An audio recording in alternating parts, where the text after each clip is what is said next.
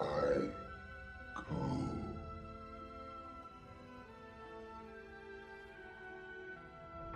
No following. Except on Twitter, Facebook and Instagram, or anywhere else you follow your favourite podcasts. Come on, Giant, we need to get more listens from somewhere. In a world overflowing with movies, we need a hero. Someone to separate the bad from the good. Sounds like a job. Verbal diorama. She watches all the movies, from comedy to drama. From the top roll sound, and don't forget the action. She'll watch until the end, and then she'll give you her reaction. Movies you know, movies you don't. Prequels, sequels, remakes, some trivia and our take. Movies you know, movies you don't. Interesting stories, all the categories. Hi everyone, I'm Em, and welcome to Verbal Diorama, episode 17, The Iron Giant. This is the final movie of Augustravaganda and of August in general. This one's really special. It's special because it's 20 years old this year. It's also special because, well, it didn't do so great on its initial release. It's since become a bit of a cult classic, but it totally deserves to be watched, enjoyed, and ultimately respected. But also today, as in release day, is my birthday. Woo! Happy birthday to me. And to celebrate, I recently gave away the Blu-ray of The Iron Giant and a Funko Pop to a lucky winner on Twitter, who turned out to be a lovely lady here in the UK called Anita. And she is going to be giving the Blu-ray and Funko Pop to her young son for his birthday, which is awesome. And I hope they enjoy watching the movie together. So it's not been all that long since Willow, which only came out on Monday just gone. And so I've not really been able to give it the usual kind of promotional push that I would, because I've had a little bit of a bug this week, which has knocked off my schedule a little bit. But as I mentioned, I'm back to a fortnightly schedule next month, and the announcement for episode 18, which is a doozy, if I do say so myself, will be at the end of this episode. But back to The Iron Giant. It's a movie that will defy expectation on what animation can achieve and what animation can depict.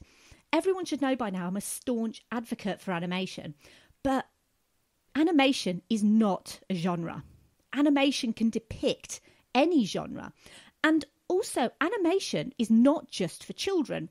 And I think that's something that's been lost in Hollywood and actually Western animation in general, because anime movies in Japan, for example, cover many different genres: action, adventure, horror, crime, even pornography.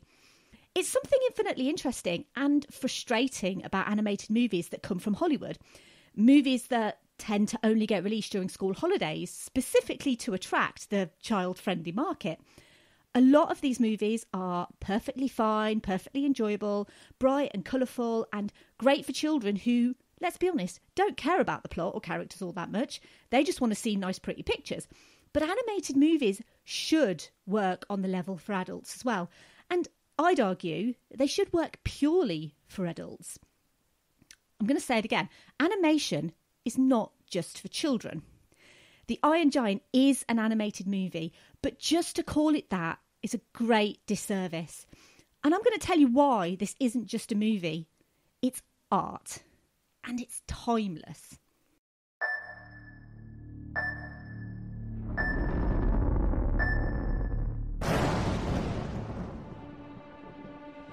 What are we looking at here, Mr. Manley?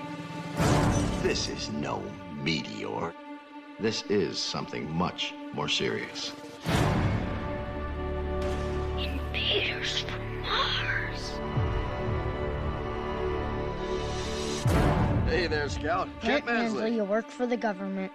I have something for you. Where did you find that? Up at the power station. Hogarth was out there the other night.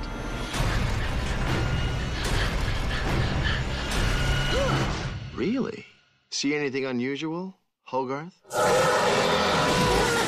No thing unusual, really.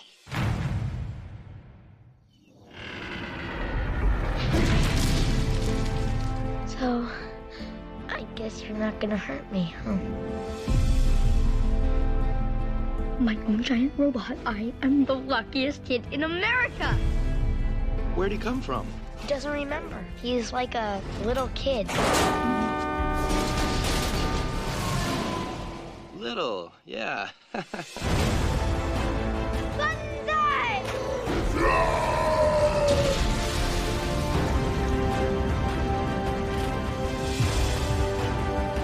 Ever hear of Sputnik?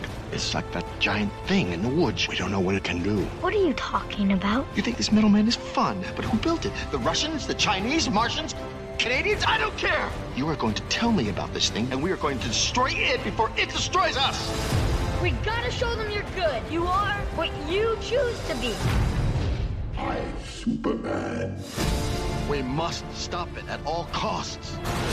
Let's get out of here! Run! Ready the attack?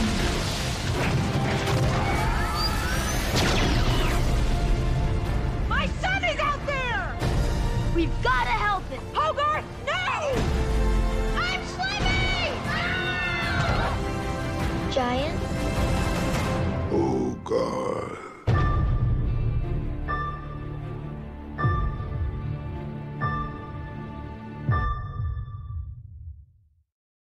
Even that trailer gives me the feels. So I've got a brief synopsis for The Iron Giant because I'm going to be talking about this movie in a lot of detail. And I don't want this episode to be too long. Well, okay, maybe I do. But, so, a giant alien robot crash lands near the small town of Rockwell, Maine in 1957. Exploring the area, a local 9-year-old boy, Hogarth, discovers the robot and soon forms an unlikely friendship with him. When a paranoid government agent, Kent Mansley, becomes determined to destroy the robot, Hogarth and beatnik artist Dean McCoppin must do what they can to save the misunderstood machine from becoming the weapon he's designed to be, but that's not what he chooses to be. So, cast-wise, we actually have quite a good cast in this movie, considering this movie came out 20 years ago, so 1999. We've got Jennifer Aniston, who plays Annie Hughes, the mother of Hogarth. You can definitely tell it's Jennifer Aniston in this movie. Obviously, at the time, she was starring in Friends, literally the biggest sitcom on the planet. We have Harry Connick Jr. as Dean McCoppin, Christopher McDonald as Kent Mansley, John Mahoney as General Rogard, Eli Marienthal as Hogarth Hughes, and genuinely giving one of his greatest vocal performances of all time, Vin Diesel as the Iron Giant. Now, I love Groot because we are Groot, but he brings so much depth and emotion to Giant. And Vin Diesel was an inspired choice for Groot, but just a phenomenal choice for Giant. He only has 53 words in this movie, but it's 53 words of complete perfection. So the movie was directed by Brad Bird, who went on to do quite a lot of stuff for Pixar, most famously The Incredibles, and most recently Incredibles 2. It was written by Tim McCanlies, who did the screenplay, and Brad Bird wrote the screen story. And the movie was based on the book The Iron Man by Ted Hughes. The Iron Giant came out in 1999. It's a year I've covered a few times already, but also a year mooted as one of the greatest years for movies in recent memory, full stop. But to talk about The Iron Giant, we actually need to go back a few years to the Disney Renaissance. So that's the period from 1989 when Disney movies finally started to become popular and to be seen as the classics of animation, kind of starting with The Little Mermaid. I've talked about all of them too. Way back when, 16 episodes ago, I talked about Titan AE, which is another animated movie that failed to find an audience back in 2000. Titan AE came on the back of one of the most successful runs of Disney animation since the golden age of Disney. In 1999, The Iron Giant was competing against not only some of the most iconic movies ever made, but also Disney themselves. Tarzan was the number 5 movie of that year. And also, more importantly, Pixar. Pixar, back in 95, had made cinematic history with Toy Story, a movie completely computer-generated, with massive merchandise potential. Remember that Christmas when Buzz Lightyear sold out across the world? Computer-generated animation was born, and the death knell for traditionally animated pictures sounded across Hollywood. To say the Iron Giant was completely overshadowed in not only animated movies of 1999, but all movies of 1999 is an understatement. It's a classic example of an excellent movie that just never seemed to find an audience. Anyway, back to the production history. So young Brad Bird had dreams of becoming an animator as a child, and it's a dream he never gave up on. A lot of people, when they have dreams of, oh, I want to be this when I grow up, tend to go off and have like a regular job. But not Brad Bird. When he was 11, he toured the Walt Disney Studios and basically announced that he was going to be joining them someday. They were really impressed by his gusto and an animated short that he did, and he was given a scholarship by Walt Disney Animation to the California Institute of Arts, where he graduated along the likes of John Lasseter and Tim Burton. Walt Disney employed him as soon as he graduated, and he ended up working on Disney's The Fox and the Hound in 1981. And on that production, he voiced his opinions, and he actually openly criticised Disney management for playing it a bit safe during The Fox and the Hound, and he ended up getting fired. The reason I mention this is Brad Bird clearly does not like to play it safe. All of his feature films push boundaries. They have multiple meanings and messages. And after leaving his dream employer, he was open to a project where he could take the risks he wanted to take. In the meantime, he ended up working on The Simpsons for quite a while. The Iron Giant is based on the 1968 novel The Iron Man by Ted Hughes, and it began its development as a musical in 1994. Going back to the Disney Renaissance, it was expected that if you were making an animated feature, it had to include child-friendly themes, had to be bright and colourful, contain only mild peril, and it must have a catchy song or two. In 1994, Disney released The Lion King, one of its most popular and critically acclaimed animated movies of all time. And those songs, they were memorable. You could buy the soundtrack on cassette tape along with your cuddly toy Simba. But most importantly, every studio was playing catch-up to Disney. Gosh, doesn't this feel like deja vu? And if you weren't making animated movies with catchy songs, beautiful princesses, heroines, brave, princely types, then what was wrong with you? Animation could be done cheaply because it was for kids, right? They don't need coherent stories, just bright, colourful, cartoon characters. Kids are like so dumb. Now, I will praise the content of Don Bluth till I die, but I'm going to be honest, not all of the Bluth animation can be considered a classic. Disney were, at the time, the animation behemoths. Let's have a slice of that pie, said every other animation studio known to man. It was the Who guitarist Pete Townsend who released a concept album called The Iron Man in 1989, and he wanted to relaunch the concept album into an on-stage production, which in turn attracted Warner Brothers to acquire the rights to that idea, and they wanted to then make a Disney competing animated musical, and enter Brad Bird stage left. Interesting, the concept animation for A Friend is a Friend, one of the Pete Townsend tracks, intended for the musical, is available on YouTube, so I'll link to it in the show notes. It's remarkably intricate and contains some elements that actually made it into the finished movie. As Brad Bird came onto the production, Pete Townsend and his songs left. Townsend remained an executive producer for that very reason. Brad Bird didn't want sort of a standard public domain Disney-fied animation. He didn't want song and dance numbers. He wanted to tell a proper story with clear messages, specifically the Iron Man. It was renamed for obvious reasons because although Iron Man wasn't top-tier Marvel superhero, he was still known in comic book circles. So Bird ended up removing the songs and distanced it more from Hughes' original story.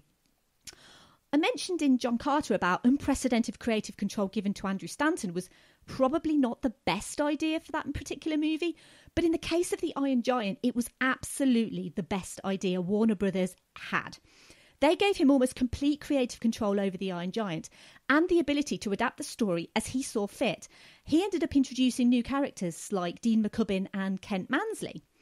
Tim McCanless came on board to write the script, which annoyed Brad Bird because he wanted to write the screenplay. It was McCanless' suggestion to bring the Iron Giant back to life at the end, spoiler alert, and not keep him dead. And his reasoning was, you can't kill E.T. and then not bring him back. There are some comparisons, some big comparisons to E.T. in this story.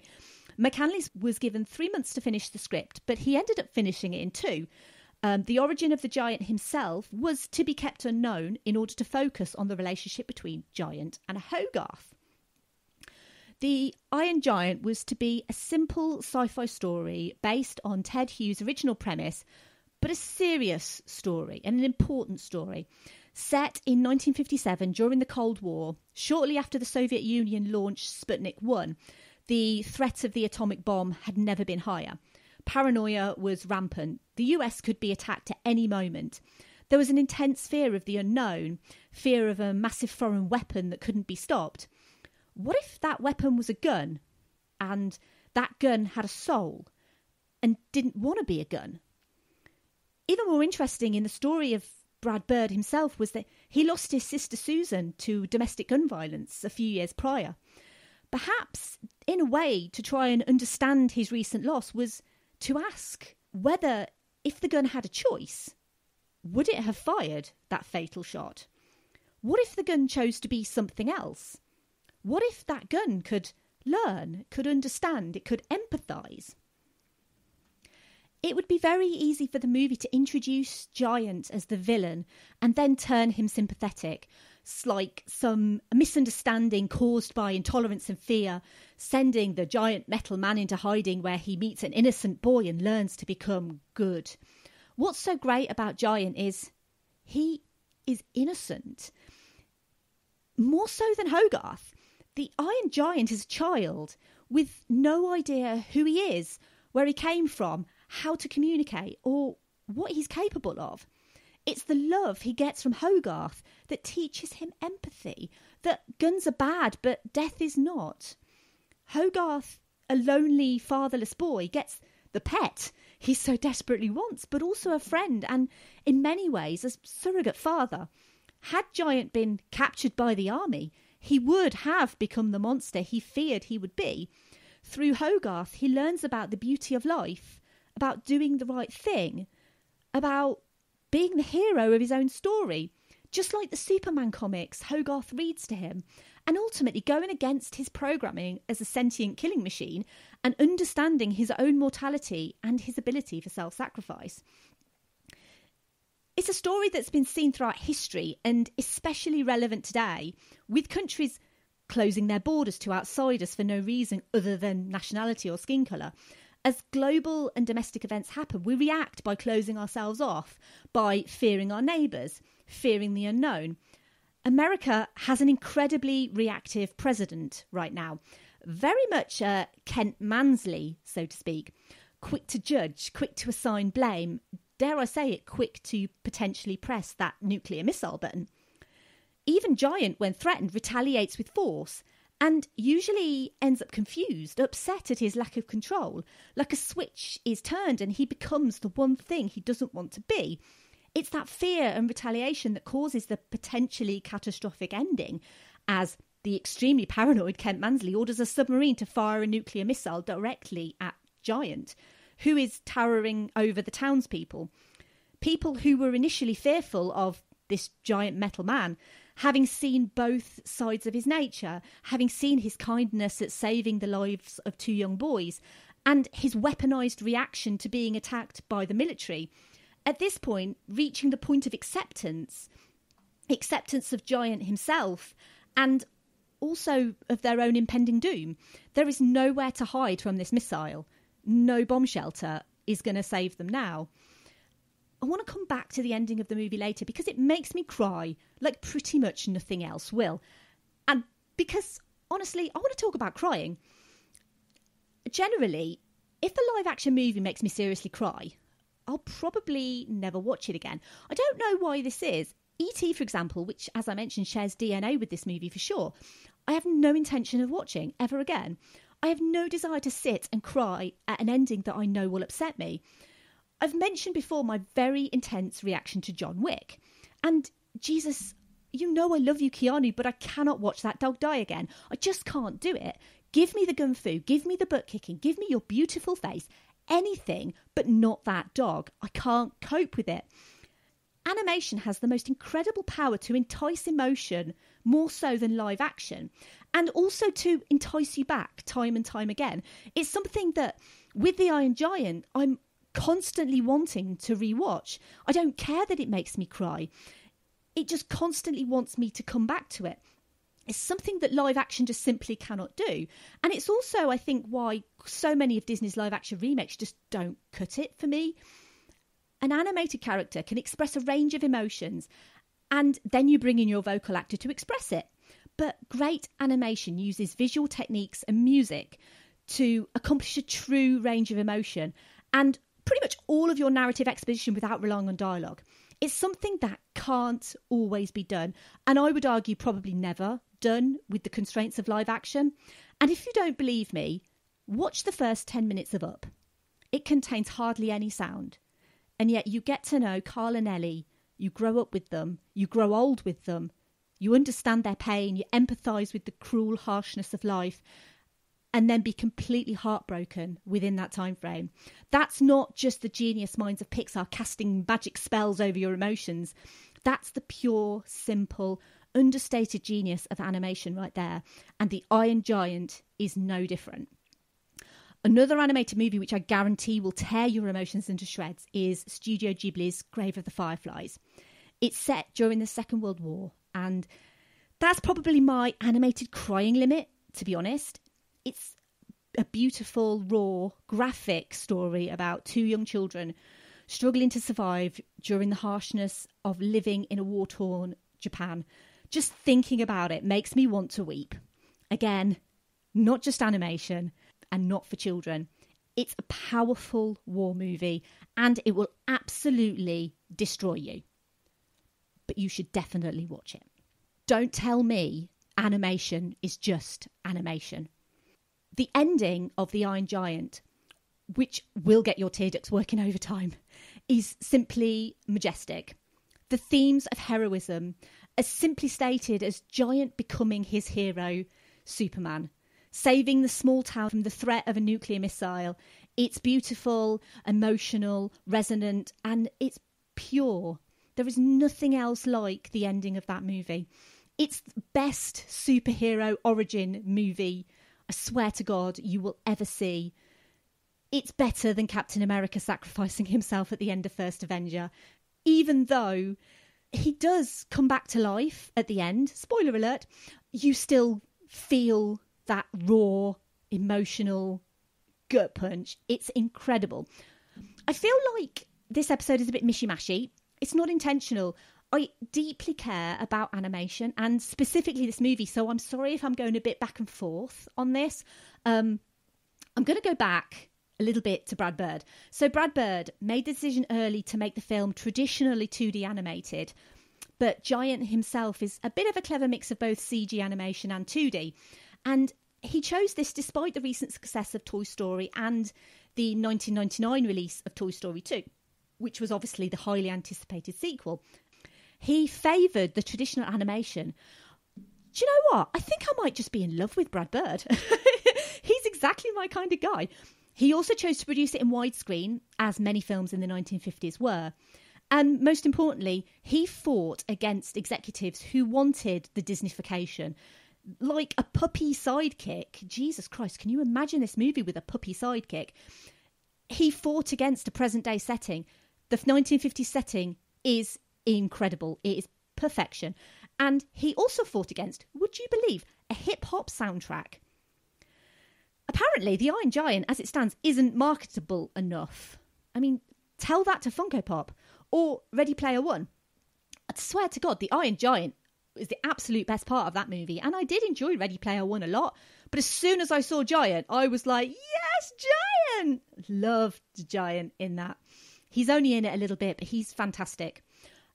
I think time has taught us if Brad Bird wants to do something, then, dude, you just let him get it done. However, this was his directorial debut. He did manage to persuade Warner Brothers that his direction was the best thing to do. So, for that, Warner Brothers executives at least, thank you. Once the movie was complete, Warner Brothers would still not confirm a release date after their other animated movie of the year, Quest for Camelot, flopped terribly. But after wide successful test screenings for The Iron Giant, which were the highest in 15 years, the studio was completely underprepared for that response. And they basically then realised They had no marketing strategy. Here was a movie that test screeners absolutely loved, that the general public would probably also love. They didn't even have a proper poster to put up in cinemas. They ended up putting up test posters. Seriously. There were no marketing deals set, no toys, very little in the way of promotion. They had 2.5 years to plan for this, but reports suggest that they were more interested in Wild Wild West. You have no idea how much I'm eye-rolling right now. So if you saw The Iron Giant at the cinema, you are a legend. If you didn't, well, you can hardly be blamed for not knowing about it, because there was pretty much nothing out there to tell you about it. You can't, however, be blamed for not knowing about it now. The signature edition is available on DVD and Blu-ray, digitally restored, and contains 2 extra scenes that have been specifically animated by the original animators for that DVD and Blu-ray release. So, like, get on it. It's, oh my God, I can't tell you how wonderful this movie is. I don't want to say too much, but I feel like I'm kind of saying enough, but maybe a bit too much. But I really, really want you to watch this movie. Anyway, eventually a marketing push started, but by then it was too little too late. It opened in the US wide on August the 6th, 1999 at number 9 in the box office. Domestically, it grossed $23 million, with a further $8 million internationally. I'm really sorry, The Iron Giant. And the movie cost $50 million to make, although some reports state closer to $70 million. And analysts stated, due to its release date, basically competing against the likes of massive 1999 movies like The Sixth Sense and The Blair Witch Project, and its complete lack of any sort of build-up or marketing, that it never stood a chance. Often I express frustration on this podcast. So for John Carter, it was because it could have been great given better direction. The Iron Giant is frustrating not because it could have been great, because it is great. It's phenomenal. It's a timeless story. It's beautifully animated. It's beautifully cast. It's... Okay, this is the best movie of 1999. And that's hard for me to say because you know how much I love The Mummy. You know how much I love The Matrix. I've got another movie on this podcast in the next few months, also from 1999, which I also love for different reasons, but I still love it. But I'm going to say it again. This is the best movie of 1999. That is a verbal diorama endorsed statement. Speak to my lawyers if you have issue with that, because I will not back down. This is the best movie of 1999. Full stop. Awards-wise, it won several Annie Awards, but it never really received any major award success. It did win a BAFTA Children's Award. Again, with the children. Oh my God, I love children. I really do. Animated movies are not just for children. Anyway, oh my God, I'm getting so cross on this podcast. I'm so sorry. Right. It won a BAFTA Children's Award for Best Feature Film. However, I stand by that if the Academy did an award specifically for the animation genre in 1999, it probably would have lost. And it probably would have lost to Toy Story 2. And I'm cool with that, actually. But it would have, at the very least, been nominated. Best Animated Feature at the Oscars started in 2001, by the way. And the first one was won by Shrek. Brad Bird, of course, went on to win Best Animated Feature Oscar in 2004 for my favourite Pixar movie, The Incredibles. And again in 2007 for not my favourite Pixar movie, but okay, Ratatouille. And a nomination in 2018 for Incredibles 2, which lost to the highly superior Spider-Man Into the Spider-Verse, which is also a landmark animation that simply didn't get the audience it deserved. But at least Spider-Verse got awards recognition. A sequel has been wanted by fans of the movie for years, but Brad Bird has always refused. He sees the story as complete, and in many ways it is. How else could Giant's story continue? We don't need to see 30-year-old Hogarth. It's the perfect story with the perfect ending. And sometimes Hollywood should know that sequels aren't always necessary. And we know the Giant can put himself back together. And so we find him on Iceland, retrieving his multiple nuts, bolts and appendages. it doesn't need to tell us any more than that. It's perfect. The Iron Giant serves as the ultimate warning against trigger-happy, corrupt governments, the fear-mongering of what we don't know or understand, and that retaliation is never the answer. Communication, education, experience, kindness, and understanding each other will result in a better future for us all, and that we are who we choose to be. So I asked for a few social media thoughts on the Iron Giant, and I had a few. Not very many, but then I kind of figured that would be, considering I don't think very many people have actually seen this movie, but those that do absolutely adore it. So on Twitter, @moviesatthemat said, "Not only one of the best animated movies ever made that tells a wonderful story with fully fleshed out characters, all while keeping the stakes high, it is also the best Superman movie ever made. I will die on that hill." And honestly, I would probably die on that hill with you, because there is no better Superman than Giant. He is, oh my God, he's a wonderful character. Oh, I feel like I'm going to cry just thinking about him. Jesus, what is wrong with me? @Here's Sandy said, she actually commented twice. She said, "Such a good movie. Start showing your kids, people. #family bonding." Yes. Now, although I say that animation is not for children, animation is for everyone, that does not mean don't show your children this movie. You should absolutely watch this movie with your children. You should watch this movie as an adult. Watch this movie with your partner. Just watch this movie. Oh my God, please. And she also said later, "Great movie. Seriously, why hasn't anyone seen it?" I don't know. I wish I knew. Well, clearly because they didn't market it, but no excuse 20 years later. It's, oh my God, amazing. @Launching the Pilot said, "The ending didn't make me cry. I just had something in my eye." And then in inverted commas, Superman. Literally, if that does not get you, that scene, there is something wrong with your tear ducts. It's amazing. @Feminist Hot Dog said, "I love this movie and everyone should see it. The origin story, it was based on a children's book by Ted Hughes, is also remarkable." I meant to say earlier, actually, that Ted Hughes wrote the original book after his wife, Sylvia Plath, died, and he wrote it to help their children understand grief and loss, which is also quite remarkable and wonderful. @20th Century Geek said, "One of the most underrated animated films ever. Great cast, strong animation, and the finale makes me cry every time. Wonderful film." Agreed. @AGirlHerHorror said, "I loved this movie as a kid." Again, please get your children to watch this, but also enjoy it yourself. And finally, @Robert C4630233 simply said, "Love this movie." I had some comments on Instagram as well. So, @It'sNotJoe said, "It was an animated movie with a set of clear messages. The characters have depth and real problems in a sci-fi world."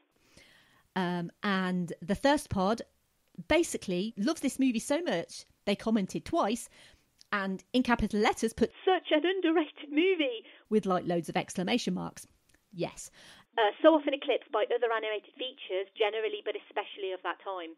Which, absolutely, it seems to be eclipsed by everything, but especially because Pixar was just coming out at the time, and the Disney Renaissance was kind of winding down a little bit with Tarzan, and it was just so eclipsed at the time. And honestly, I gave the movie away to Anita, the lucky winner of the giveaway, but if I could give everyone who's listening right now a copy of The Iron Giant, seriously, I would do it. I can't because A, I don't know how many of you are listening, and B, I don't think I can quite afford that. But if I could, if there was some magic wand that I could wave that would put the Iron Giant and like deliver it to your door as you're listening, oh my God, I so would. Anyway, I feel like I've had a bit of a rant this episode. It was not intentional. It's something I'm so passionate about. And I mentioned I'm writing an article. I've been writing it this week. I'm a little bit behind on it, as I'm always behind on most things. But it's about animation and about some of the themes that I've spoken about animation not being for children, specifically about animation being for all, and about animation not being a genre, because I think that's really important. And it doesn't help that the Oscars have an animated picture category, because just because it's animation, it doesn't make it any less of a movie experience. Animation is the purest form of art. And as much as I love hand-drawn animation, and the hand-drawn animation on this movie is incredible, by the way, it's beautiful. I thoroughly appreciate all animation. And this is a movie that is, oh my God, remarkable. It's a remarkable movie that means so much today. And if you have, I don't even know how much it would be in America. I don't know, $10 or a tenner or 10 euros or whatever. I don't even know how much it is to buy where you live. But please just find a copy and please buy it. And if one person leaves this podcast, which, by the way, did I mention it's out on my birthday, and they think, I want to do something for Verbal Diorama, I want to buy myself the Iron Giant, oh my God, best birthday gift ever, please do it. That would make me so happy. Right, anyway, thank you for listening to my rant. Oh my God, this is terrible. This is what happens when I do an episode a week for the whole of August. It's literally driving me mad. Thank you for listening. As always, I would love to hear your thoughts on the Iron Giant. I would especially love to hear your thoughts if you've never seen it before, and especially if you go out and watch it based on my recommendation. I want you to walk away from this with the one movie that I will recommend till my dying day for everyone. And I don't just mean people who love animation, because some people don't. I don't just mean people who like movies set during the Cold War. I don't just mean people who love sci-fi, because fundamentally it is a sci-fi story. I want everyone to go out and appreciate this movie. And if one person turns around to me and says, I listened to your podcast and I bought a copy of The Iron Giant and I love it, oh my God, that would make my day. That would make my year. That is like my birthday, neat little bow package, done. Anyway, oh my God, this is so gung-ho. I'm really sorry.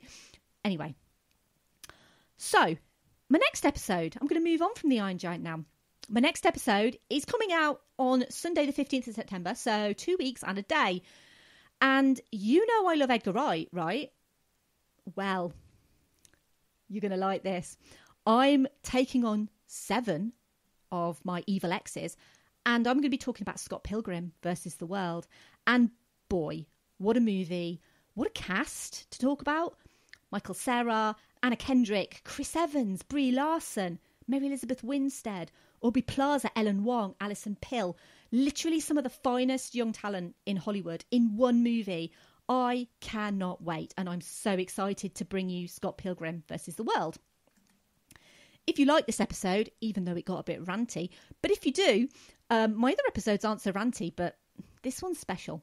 I've also done episodes on, here we go, Titan AE, Captain Marvel, Dredd, Who Framed Roger Rabbit, Sky Captain and the World of Tomorrow, Pleasantville, The Cabin in the Woods, Speed, Aladdin 1992-2019, Pirates of the Caribbean, The Curse of the Black Pearl, X-Men Dark Phoenix, Charlie's Angels 2000, The Mummy 1999, The Matrix, John Carter and Willow. And they can all be downloaded wherever you get your podcasts from. You can follow me on Twitter, Facebook, Instagram, YouTube and Letterboxd at Verbal Diorama. You can email me general hellos, feedback or suggestions, verbaldiorama@gmail.com. If you like what I do and you want to leave me a great review, you can do so on iTunes, and I'd really appreciate that. I do have a Ko-fi account. I haven't been running it this month, and honestly, this is the last day of Extravaganza, so if anyone did donate anything to Shine, thank you so much from the bottom of my heart. I am very, very grateful. But if you, like I said before, if you do want to give me something for my birthday, buy yourself a copy of The Iron Giant and enjoy it and love it and respect it. Oh my God. And finally, remember, you are who you choose to be. One of my favourite podcasts is The Midnight Myth, and Derek and Laurel tend to always sign off with the phrase, be kind. So just this once, if it's okay, Derek and Laurel, I haven't asked permission, but I hope it is. I'm going to borrow that because If you are who you choose to be, you should always be kind. Movies you know.